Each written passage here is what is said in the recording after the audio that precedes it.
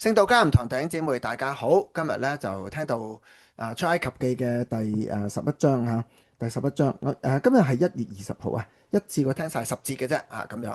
咁咧就不如聽咗經文先啦。最後一個警告嚇，咁同琴日嗰個咧就緊密銜接嘅啦咁樣。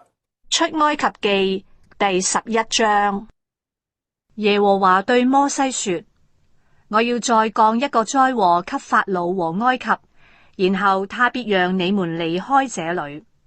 他放你們走的時候，一定會趕你們全都離開這裏。你要傳於百姓耳中，叫他們男的、女的，各向鄰舍索取金器銀器。耶和華使埃及人看得起他的百姓，並且摩西在埃及地，在法老臣僕和百姓眼中看為偉大。摩西說：耶和華如此說，約到半夜，我必出去走遍埃及，凡在埃及地從坐寶座的法老到推磨的婢女所生的長子，以及一切頭生的牲畜，都必死。埃及全地必有大大的哀嚎，這將是空前絕後的。至於以色列人中，無論是人是牲畜，連狗也不敢向他們吠叫，使你們知道耶和華區別埃及和以色列。你所有的這些臣僕都要下到我這裏，向我下拜說：請你和跟從你的百姓都離開吧。然後我才離開。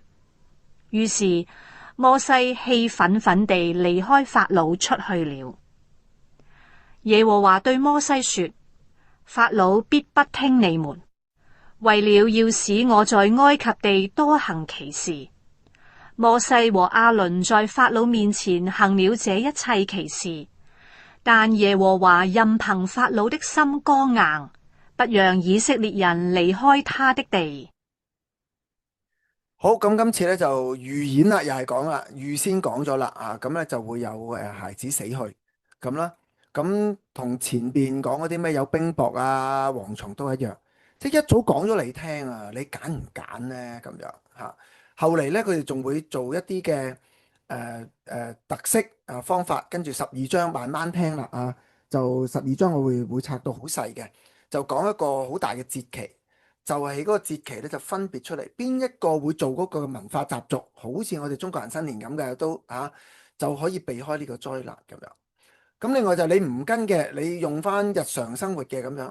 咁點解會死長子咧？咁樣咁有人估計就同佢之前嗰啲食物變壞係嘛？我咪之前咪講嘅，即係有瘟疫啦，跟住有蝗蟲啦、冰雹啦，最後天黑冇咗陽光咧，咁嗰啲嘅冇咗紫外線啦，細菌各樣咧就會滋生而長子咧不嬲都係分雙份嘅最低限度係呢種生活習慣入邊咧，長子食咗啲唔好嘅嘢、唔乾淨嘅嘢，本來分雙份係祝福，變成咒詛，所以佢哋係個風險係大嘅。你話係咪真係咁樣去死就唔知，但起碼咧從一個文化一個生活習慣嘅角度咧，都睇得到咧呢個即係呢個咧埃及人咧係唔懂得照顧，唔懂得回轉，唔懂得照顧自己嘅家人下一代咁樣好，咁咧就今日都係得幾節經文啦，係嘛？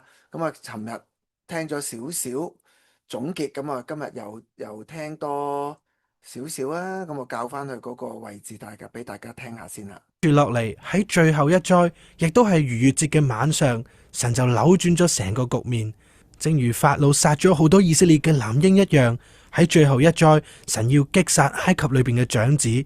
但係同法老唔同嘅地方係，神提供咗一個出路，就係透過羔羊嘅血。喺呢一度，聖經就開始好詳細咁去講解呢一個以色列人每年都要遵守嘅逾越節禮儀。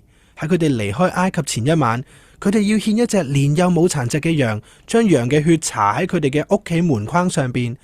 當從神而嚟嘅災難臨到埃及嘅時候，就會越過搽咗羊血嘅屋，裏面嘅長子就唔使死啦。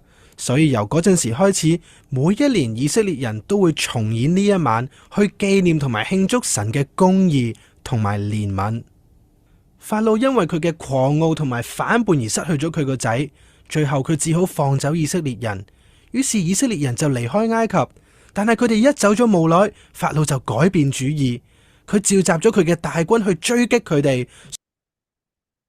好，咁咧呢啲咧就跟住就係紅海分開嗰個故事嚇。咁佢前面都即係講得好啦。你話每個節期每次重演一次咁樣，似唔似我哋譬如中秋節咁都會放燈籠啊、食月餅啊，係咪就係重演一次啊？咁啊，譬如新年咁啊，以前會燒炮仗啦，趕走嗰個咩年獸啊，咁都係似重演一次，類似咁咯。好，今日就停喺呢度啦。